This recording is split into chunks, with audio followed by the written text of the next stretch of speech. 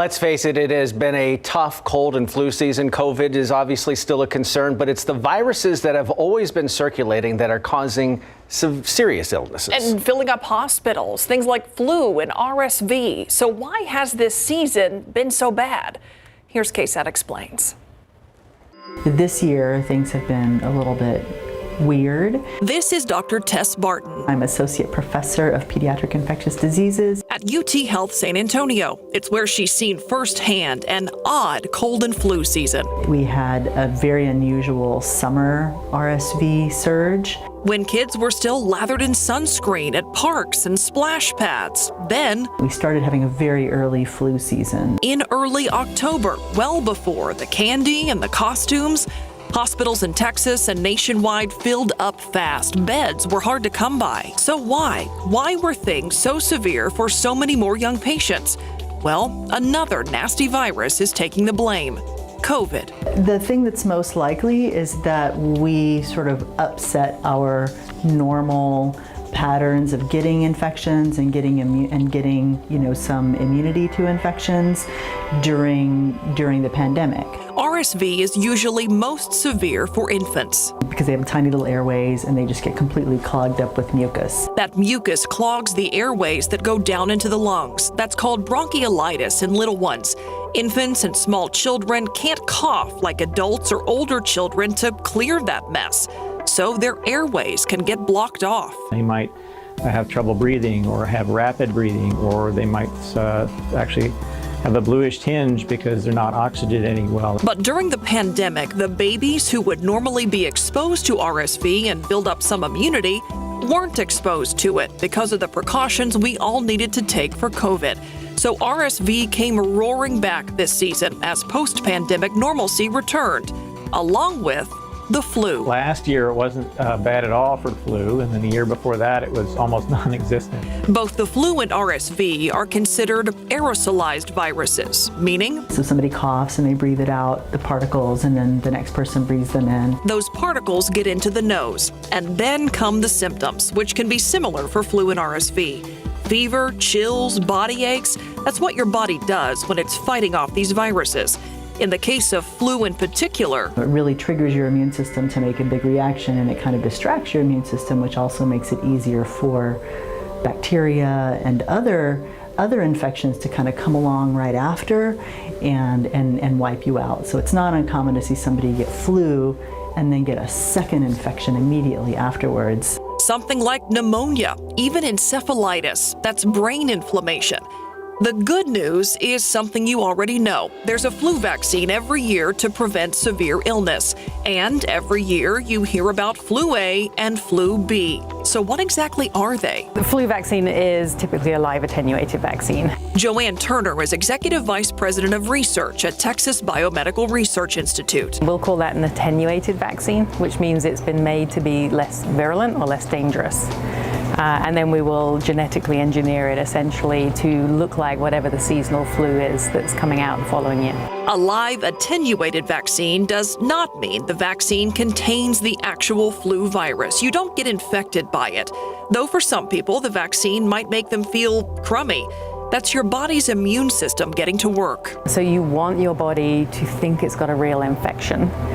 So that means the virus will turn on all the same pathways that it would if you saw the real flu, and then it just can't cause disease. The flu vaccine aims to protect against flu A and flu B. Roughly 100 labs across 100 different countries report to the World Health Organization.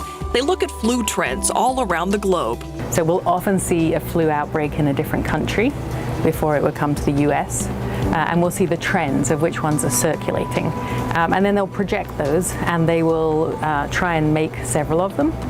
And as the season gets closer and closer to the US, they'll be able to predict more readily what's going to be the flu of that year. That prediction of what viruses will be the most common for the season is what ends up in the vaccine. Those types of flu, commonly labeled A and B for the year, are changed to be less virulent, not infectious, and put into the vaccine to expose your body to them, so your immune system is ready if the real deal flu comes along.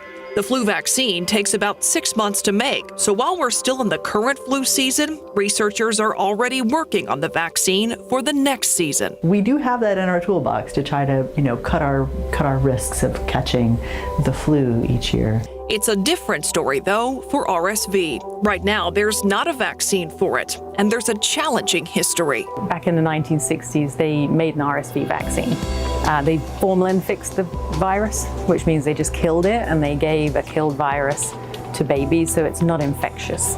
But somehow that vaccine ended up making infection worse. So as soon as that baby saw RSV infection for the first time, it actually responded much more rapidly and more potently, and a lot more children got hospitalized. Science has advanced in the decades since, and now Pfizer is trying to create an RSV vaccine to protect infants by vaccinating pregnant women. Women pass on antibodies across the placenta that help to protect the baby in the first few months of life. The baby, when it's born, will have those antibodies circulating, and it can protect them up to about 6 months of age, which is really a critical time when you don't want them to get RSV. It's kind of beautiful, actually. There's also a monoclonal antibody that's been developed to protect infants from RSV. It's called nirsevimab, created by AstraZeneca.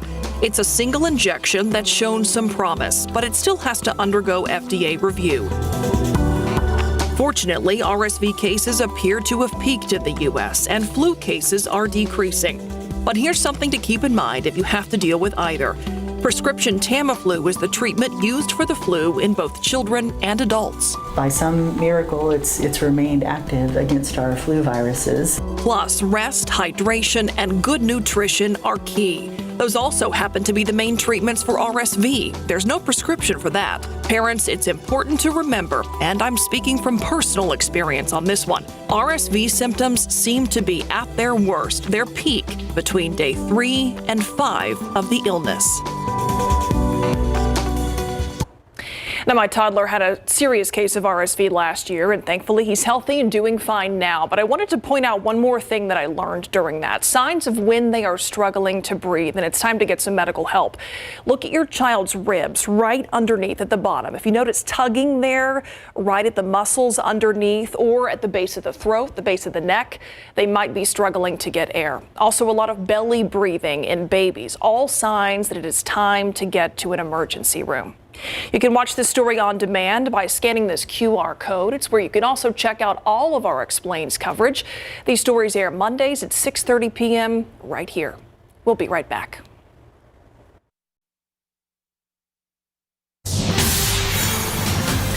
And now to the relentless and deadly storms battering California. The latest atmospheric river slamming the state today, bringing another deluge of rain to the south and heavy snow in the mountains. ABC's Faith Abube reports officials are also concerned about dangerous mudslides and more flooding. A new storm system dumping more rain on already drenched parts of California. More than 8 million people bracing for potential flooding. In Pescadora, this dramatic video showing this road crumbling. A chunk of asphalt and saturated ground breaking away. And these striking images on State Route 33, the right side of the road washed out. Several neighborhoods submerged in rushing floodwaters, forcing a driver to abandon this vehicle in San Diego. Residents in Santa Cruz also dealing with heavy flooding. The crippling storms leaving some stranded. San Joaquin County officials say about 800 residents have been rescued from the rising floodwaters. Crews in Orange County also rescuing this woman, found clinging to a tree. As the storms continue, rising concerns for mudslides, strong wind gusts also taking down trees.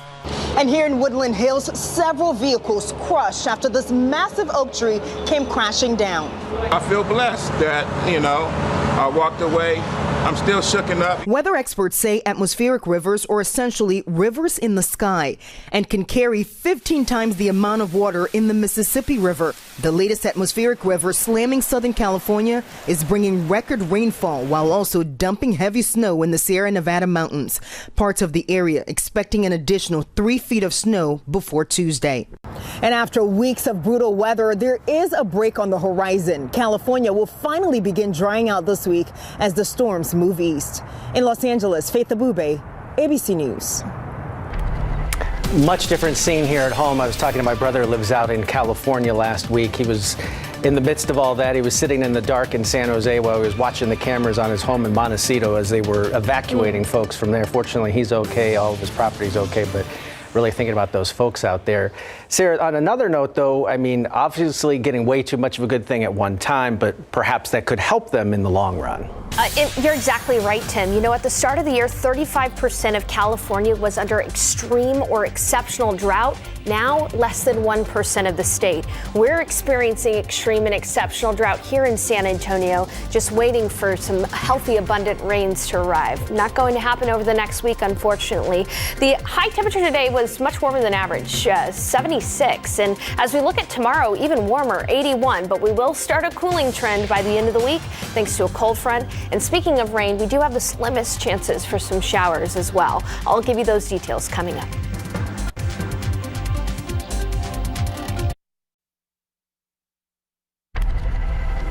In the buzz today, a basketball jersey worn by NBA legend Kobe Bryant is expected to fetch up to $7 million at auction. That jersey was also captured in an iconic photo showing Bryant screaming in excitement during Game 2 against the Denver Nuggets in the playoffs. The auction house Sotheby's is putting the jersey under the hammer. It says Bryant scored more than 600 points wearing it during the only MVP season in his career. If any bidder pays the predicted amount, that would be the second highest price ever paid for a basketball jersey, behind Michael Jordan.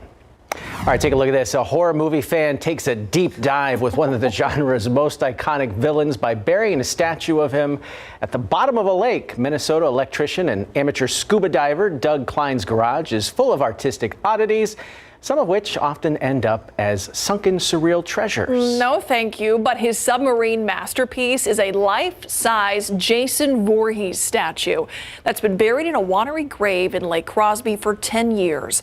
Klein and his diving buddy sunk the villain, a nod to the 6th Friday the 13th movie. Viral videos of the sunken scary peculiarity has garnered scores of views and visits from divers all over, taking the plunge to catch a glimpse of Jason.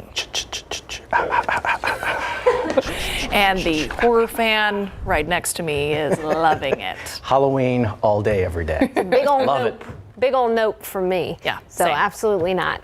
Good stuff. Hey, we had talked about California and how this rain has really helped improve their drought. I just wanted to assess, our drought situation across Texas. Here's a look at the drought across the state. You see that bullseye? That bullseye is right over us here in San Antonio in south central Texas of extreme and exceptional drought. Exceptional drought being the worst state of drought. And you can see that areas like Helotes, Castroville, the northwest side of town in San Antonio, Canyon Lake, Bernie, Comfort, all in the area of the worst drought. Of course, Medina Lake as well, with that lake only about 6% full.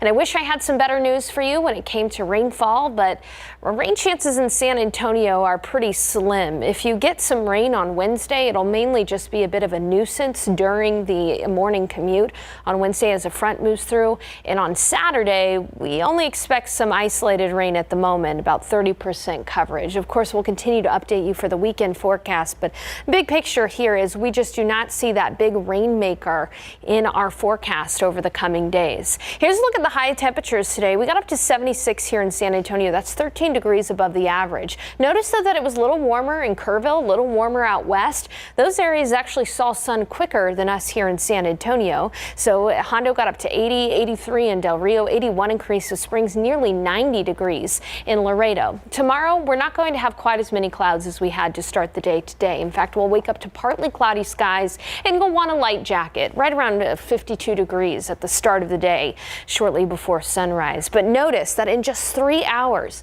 we see temperatures rise to 70 degrees by 10 o'clock. And in the afternoon, temperatures are going to be pretty warm. You're going to want to shrug off any jacket you had in the morning hours because 81 will be the forecast high in San Antonio. Elsewhere, it'll be 83 in Hondo, 81 in Kerrville, 83 in Del Rio, 86 in Cotulla, 84 in Pleasanton. New Braunfels, you'll be clocking in right at 83 tomorrow afternoon. In our weather setup, very quiet across Texas. You can notice a pretty dynamic system setting up across the Great Lakes. This is just simply too far north to be bringing us any rain. Notice how the same system is producing some rain for New Orleans, but it's at the tail end of it. not enough healthy energy around those areas. And as we look out west, a decent amount of rain still for California, but this will be their last big rainy system moving through. And this one's going to move east and closer to Texas, but once again, we're going to be on the tail end of it. So unfortunately, this Pacific front is only going to bring some isolated showers to San Antonio early on Wednesday morning. Our chance for rain is about 20%.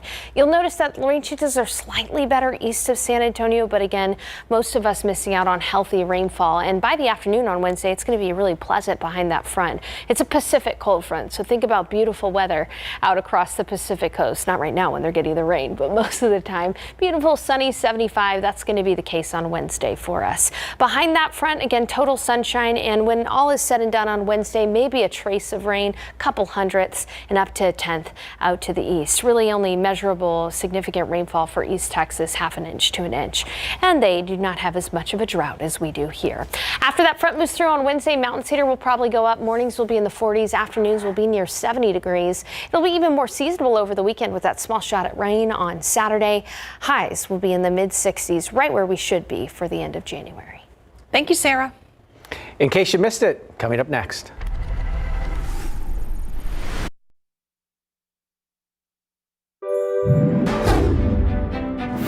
Happy Monday. It is January 16th. After a 2-year hiatus, the nation's largest Martin Luther King Jr. March, as you saw, returned today in person. Organizers of this event say more than 400,000 people are expected to be here. Now, the march kicked off at Dr. Martin Luther King Jr. Academy at 10 a.m. Then marchers made their way to the park located at 1101 Iowa Street. This year's theme for the march is Together We Can Be the Dream. Families tell me it was special celebrating the life and legacy of Dr. King with their children. My son, this is his first year at a big march. This is her second or third year, so we're just excited to be a part of a good movement. Looking ahead, tomorrow marking the first day of spring classes for UTSA. With the new semester comes a new member, very well-known member of the university's faculty. Former Bexar County Judge Nelson Wolff is joining the staff at UTSA. I figure the best use of my time is trying to pass on what knowledge I've gained over 50 years in the political system and business and try to make that available to students. We wanted to tap into his advocacy for and his desire to develop the next generation of civic leaders, and we want to make sure that we have an opportunity to have him help us. Check this out, a special Harry Potter themed birthday party for a San Antonio pug named Bo. He turned 9 years old on Saturday. KSAT viewers AJ Araguin and Sabrina Morales sent in these photos, and they are truly magical. Bo and his 3 brothers were joined by other 4-legged friends with their Hogwarts acceptance letters on display. I think if Harry Potter was a dog, it would be Ravenclaws. Oh, that is so cute.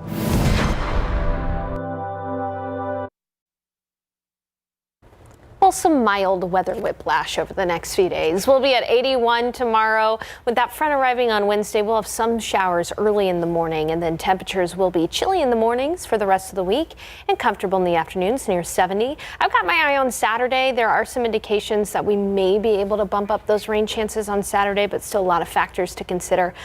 You know where to keep your weather on KSAT here. We've got a wonderful weather app, your Weather Authority app. Make sure to check it out. All right, thanks, Sarah. And thank you for watching the news at 6. See you back here after Monday Night Football.